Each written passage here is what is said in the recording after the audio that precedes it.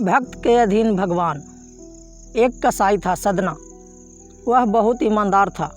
वो भगवान के कीर्तन भजन में मस्त रहता था। यहाँ तक कि मांस को काटते बेचते हुए भी वह भगवान का नाम गुनगुनाता रहता था।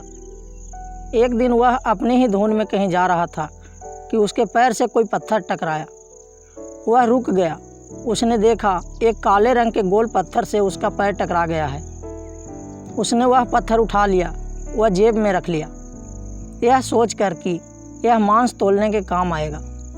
वापिस आकर उसने वह पत्थर मांस के वजन को तोलने के काम में लगाया।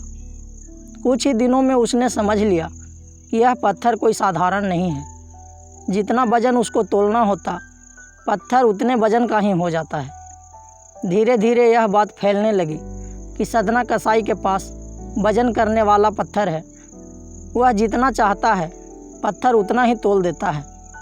किसी को 1 किलो मांस देना हो तो तराजू में उस पत्थर को एक तरफ डालने पर दूसरी ओर 1 किलो का मांस ही तुलता है।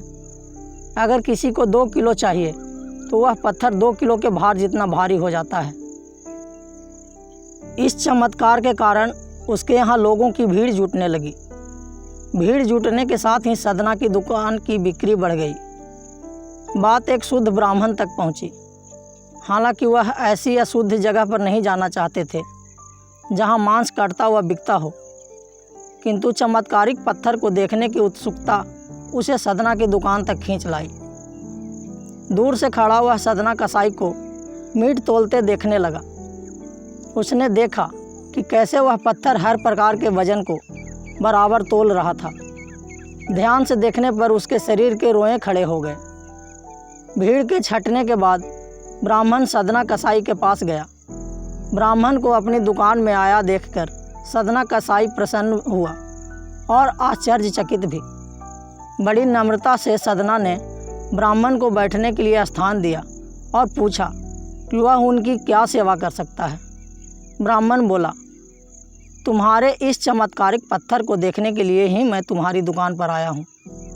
या यूँ कहें कि ये चमत्कारी पत्थर ही मुझे खींचकर तुम्हारी दुकान पर ले आया है। बातों ही बातों में उन्होंने सदना कसाई को बताया कि जिसे पत्थर समझकर वो मांस तोल रहा है, वास्तव में वो शालिग्राम जी हैं, जो कि भगवान का स्वरूप होता है। शालिग्राम जी को इस तरह गले कटे मांस के बीच में रखना व उनसे मांस तोलना बहुत बड़ा पाप है। सदना बड़ी ही सरल प्रकृति का भक्त था। ब्राह्मण की बात सुनकर उसे लगा कि अनजाने में मैं तो बहुत पाप कर रहा हूँ। अनुनय विनय करके सदना ने वह शालिग्राम उन ब्राह्मण को दे दिया और कहा कि आप तो ब्राह्मण हैं, अतः आप ही इनकी सेवा करके इन्हें प्रसन्न करें। मेरे योग्य कोई सेवा हो तो मुझे अवश्य बताएं। ब्राह्मण उस शालिग्राम शिला को बहुत सम्मान से घर ले आए। घर आकर उन्होंने श्री शालिग्राम को स्नान करवाया, पंचामृत से अभिषेक किया व पूजा अर्चना आरंभ कर दी। कुछ दिन ही बीते थे कि उन ब्राह्मण के स्वप्न में श्री शालिग्राम जी आए। वह कहा, हे ब्राह्मण, मैं तुम्हारी सेवाओं से प्रसन्न हूँ, किंतु तुम मुझे उसी कसाई के पास छोड़ाओ। स्वप्न में ही ब्राह्मण ने कारण पूछा तो उत्तर मिला कि तुम मेरी पूजा अर्चना करते हो, मुझे अच्छा लगता है, परंतु जो भक्त मेरे नाम का गुणगान कीर्तन करते रहते हैं उनको मैं अपने आप को भी बेच देता हूँ। सदना तुम्हारी तरह मेरा अर्चन नहीं करता है, परंतु वह हर समय मेरा नाम गुनगुनाता रहता है, जो कि मुझे अच्छा लगता है, इसीलिए तो मैं उसके पास गया था। ब्राह्मण अगले ही दिन सदना कसाई के पास गया। वह उनको प्रणाम करके सारी बात बताई। वह श्री शालिग्राम जी को उन्हें सौंप दिया गया। ब्राह्मण की बात सुनकर सदना कसाई की आंखों में आंसू आ गए।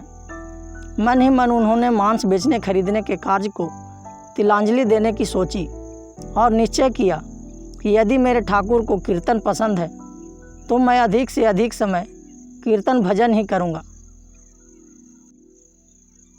यह कहानी आपको कैसी लगी हमें कमेंट बॉक्स में ज़रूर बताएं तथा चैनल को सब्सक्राइब करें। धन्यवाद।